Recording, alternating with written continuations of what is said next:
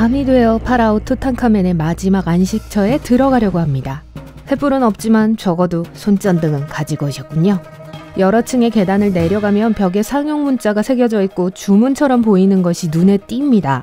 이곳에서 무엇이든 가져가는 사람은 영원히 파멸할 것이다 라고 적혀 있어요. 믿지는 않지만 조금 무서워요. 거대한 돌문을 발견합니다. 함정일까요? 겨우 문을 열었지만 이런 텅 빈 방뿐이에요. 지도를 확인해보니 올바른 방향으로 가고 있는 것 같아요. 몇 시간이 지난 후 미로 안에 갇혀 있다는 사실을 깨닫게 됩니다. 발자취를 되짚어보지만 더 이상 들어왔던 문을 찾을 수 없어요. 혼자 생각합니다. 파라오의 함정에 빠졌구나. 먹을 거 안 가져왔는데. 할리우드 영화에서 주인공이 고대 유적을 탐험하다가 심각하게 위험한 함정에 빠지는 장면 본 적 있으시죠? 이집트 왕족들이 독이 있는 정갈과 뱀, 평생 갇힐 수 있는 미닫이문, 모든 것을 짓밟는 거대한 바위로 자신들의 마지막 안식처를 보호했다고 들었습니다. 그런데 이런 함정들이 정말 진짜로 존재할까요? 이런 소식을 전하게 되어 유감이지만 이 모든 것은 허구입니다. 이런 정교한 덫은 고대 문명이 설치하기에는 너무 기술적이었어요. 그렇다고 함정이 전혀 없었다는 건 아니에요. 이집트나 마야와 같은 고대 문명에서는 이미 세상을 떠난 이들을 기리기 위해 기념비를 세우는 관행으로 유명합니다. 이러한 구조물은 종종 한 사람이 사회에서 차지하던 위치를 반영하죠. 따라서 정말 중요한 사람들, 즉 당대의 VIP를 위해서는 그들이 세상을 떠난 후에도 오랫동안 시신을 보관할 수 있는 거대한 기념물을 세웠어요. 이러한 문명 중 일부는 사람의 삶이 저 세상에서도 계속된다고 믿었습니다. 그래서 죽은 사람은 현세의 유품과 함께 묻혔죠. 돈과 권력이 많으면 마지막 안식처가 부와 금으로 가득 차게 될 거라는 뜻이었어요. 이제 여러분이 고대 이집트에 살고 있다고 상상해 볼게요. 파라오의 무덤이 어디 있는지 정확히 알고 있고 그 무덤에 보관된 금은보화에 대한 소문을 들었다고 가정해 보세요. 아마 직접 가서 확인해 보고 싶겠죠? 바닥부터 천장까지 황금 유물, 보석, 심지어 돈으로 가득 찬 넓은 방. 분명히 유혹적으로 들려요. 그리고 이런 장소의 입구를 지키는 경비원이 없었기 때문에 이집트인들은 재물을 어떻게 보호할 것인지에 대해 창의력을 발휘해야 했습니다. 고대 문명은 함정이 효과가 있다는 걸 알게 됐어요. 그중 하나는 도둑을 혼란스럽게 하기 위해 기념비 내부에 빈 방을 만드는 것이었습니다. 아멘호텝 3세의 마지막 안식처를 예로 들어볼게요. 아멘호텝 3세는 왕들의 서쪽 계곡이라고도 알려진 룩소에 세워졌습니다.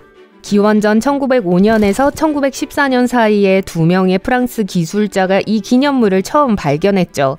이 구조물은 거대하며 긴 복도와 가파른 계단으로 연결된 10개 이상의 방으로 이루어져 있어요. 왕의 방은 가장 숨겨진 방이며 외부인이 왕의 방을 찾게 되기 전에 여러 개의 빈 방을 들어가게 될 겁니다. 다른 파라오들은 자신의 재산을 보호하기 위해 최대 6m 깊이의 구덩이를 숨기는 가짜 바닥이 있는 기념비를 제작하기도 했습니다. 이렇게 하면 왕의 휴식 공간으로 가는 길에 원치 않는 방문객이 깊은 구덩이에 놀라게 될 거예요.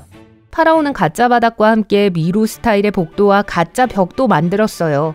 이렇게 하면 도둑들이 왕의 진짜 방을 찾기까지 몇 시간, 며칠이 걸릴 수 있었습니다. 독사가 있는 구덩이의 경우 이런 구조물 안에 파충류가 있었다면 아마도 스스로 안으로 들어갔을 거예요. 그리고 그곳에 오래 머물지 않았을 가능성이 높습니다. 구덩이 안에 먹이가 없다면 뱀이 몇 년 동안 살아남을 수가 없어요. 할리우드에서 유래한 또 하나의 오해죠. 이런 함정이 지루하게 느껴진다면 고고학자들은 멕시코의 붉은 여왕 팔렌케의 마지막 안식처에서 흥미로운 덫을 발견했습니다. 팔렌케는 콜럼버스 이전 멕시코에서 가장 강력한 마야 도시 중 하나였죠. 붉은 여왕은 마지막 마야 왕의 할머니로 여겨졌으며 의심할 여지 없이 제국의 매우 중요한 인물로 여겨졌습니다. 그녀를 기리기 위해 사후 시신을 보관하기 위해 거대한 기념비가 세워졌어요. 무덤의 발견 자체만으로도 이미 흥분되는 일이었죠. 고고학자들은 1994년 이곳을 발굴하던 중 고대 기념물을 발견했습니다. 처음 본 건 숨겨진 문이 있는 방이었어요. 문을 열자 긴 복도가 펼쳐졌습니다. 마침내 이 복도 끝에는 여왕의 방이 있었어요. 고고학자들은 여왕의 미라가 그대로 있는 이 방을 발굴하게 되어 흥분을 감추지 못했죠. 여왕의 진주, 옥 조개 껍질, 값비싼 보석과 함께 미라를 발견했습니다. 하지만 발굴팀은 유골을 탐사하던 중 이상한 것을 발견했어요. 방안이 붉은색 가루로 가득 차 있었어요. 연구원들은 마야인들에게는 붉은색이 중요했고 그들의 의복과 건물 대부분이 붉은색으로 장식되어 있다는 사실을 알고 있었습니다. 하지만 왜 여왕이 이 정체불명의 붉은 물질과 함께 묻혔는지 이해하지 못했어요.